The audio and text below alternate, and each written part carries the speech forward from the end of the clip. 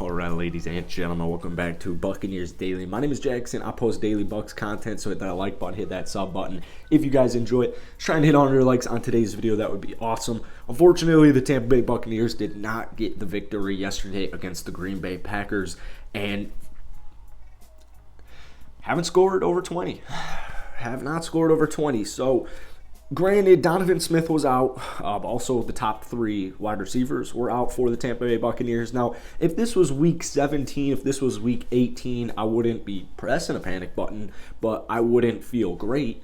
It's week 3. You've played 3 really, really tough defenses. Like, you've actually probably played, come the end of the season, 3 top 5 defenses in your first 3 weeks with a bunch of pieces missing. Mike Evans suspended, Chris Godwin still out, Julio Jones didn't suit up. So we kind of knew it was going to be a defensive battle because these are 2 phenomenal defenses. I apologize for the day late upload. I flew back to Chicago yesterday to go to the Bears game, and I want to say real quick, I hope everyone is safe in this hurricane because I just moved to Fort Myers 2 weeks ago. My flight is tomorrow on Tuesday morning. It's my first hurricane. So I don't really know what's going on. I don't know how this stuff really works. But all I know is, I guess, that I don't know anything, and I hope everyone is safe. I hope everyone ends up safe. I really don't know. So if you guys could go ahead, I don't know, drop some comments down below. I have some water. I have some food. But, I've never been in a hurricane. I'm a Chicago boy. So anyways, let's talk Buccaneers. Tom Brady, 31 of 42, 271 yards and a touchdown. The game started off pretty desperate.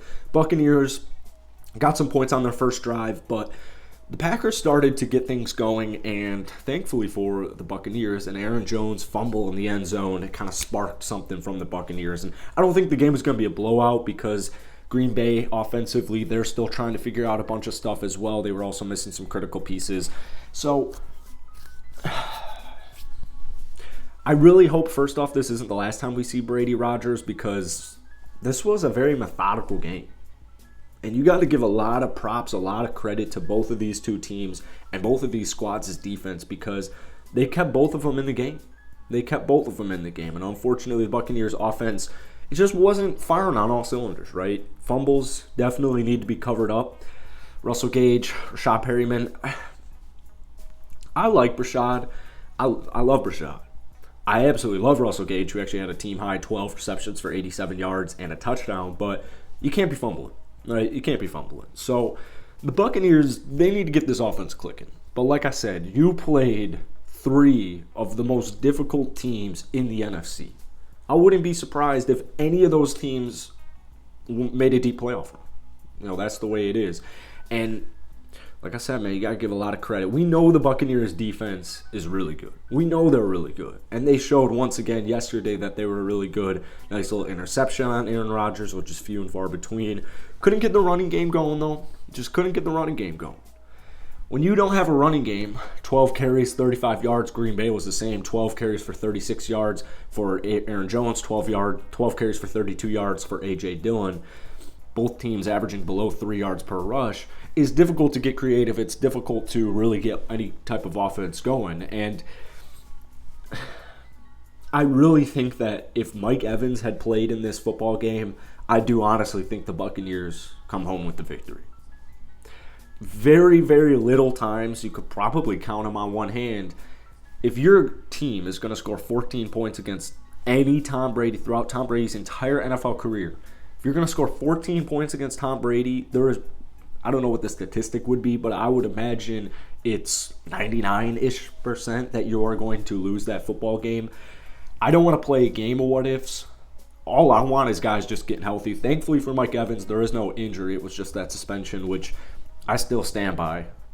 I'm not a huge Saints guy, and I love the rivalry. I think that's what football is all about. So Chris Godwin's got to get healthy. Julio Jones got to get healthy. Mike Evans, he'll be back next week. But I think Russell Gage I think what he really showed yesterday is, he's not enough if he's your wide receiver 1. I think no matter if Tom Brady or Aaron Rodgers or no matter who your quarterback is, I don't think Russell Gage is enough to be your wide receiver 1. But he is an extremely nice complementary piece, especially if you have him at where he's slotted right now on the depth chart, which is I don't know what it is technically, but he's basically wide receiver 3, wide receiver 4. You have Julio Jones, not really a third down guy. You don't want him to be in a third down guy anymore. Comes in on third downs, comes in on the red zone. But Russell Gage is a consistent, reliable guy. And you got to keep in mind, Tom Brady and Russell, this is their first season together. This is their first season. So, chemistry. Got to build that chemistry. And I think even though the Buccaneers only scored 1 touchdown yesterday and Russell Gage completely went off, I really think this offense is going to start firing on all cylinders relatively soon. I don't know when exactly that's going to happen. I guess some of it might depend on depth.